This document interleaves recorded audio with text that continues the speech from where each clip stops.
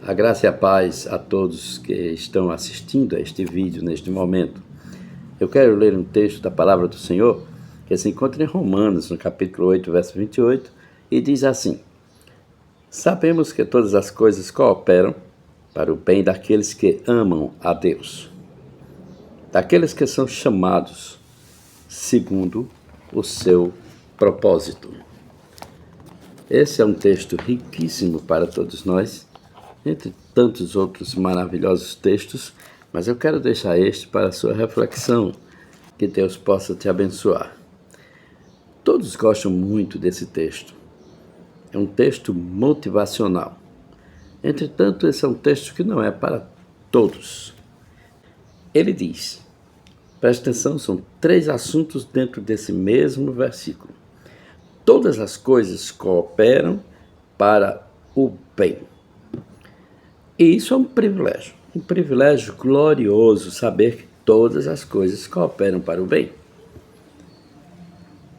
Mas as pessoas a quem cabe esse privilégio, elas são duplamente especificadas. São pessoas que amam a Deus e pessoas que são por Ele chamados.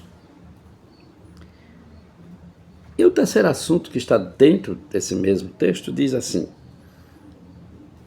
que são chamados segundo o seu propósito.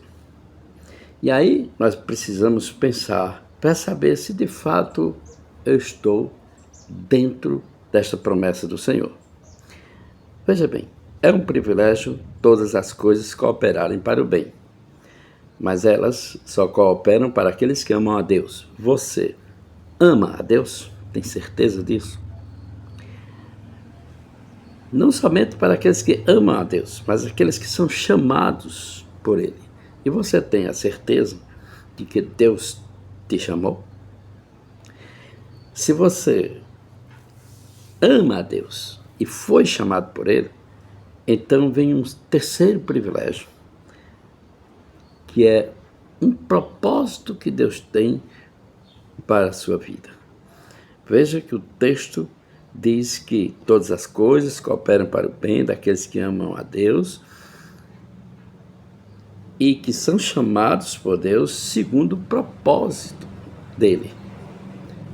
Você já imaginou, já fez uma reflexão pensando assim, qual o propósito que Deus tem para a minha vida?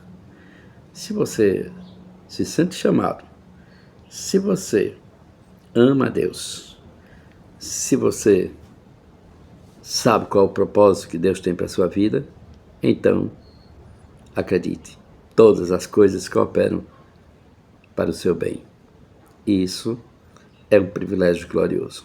Que Deus te abençoe e te guarde. Faça resplandecer o seu rosto sobre ti, te dê a paz. Essas são minhas simples, humildes, mas sinceras palavras para você.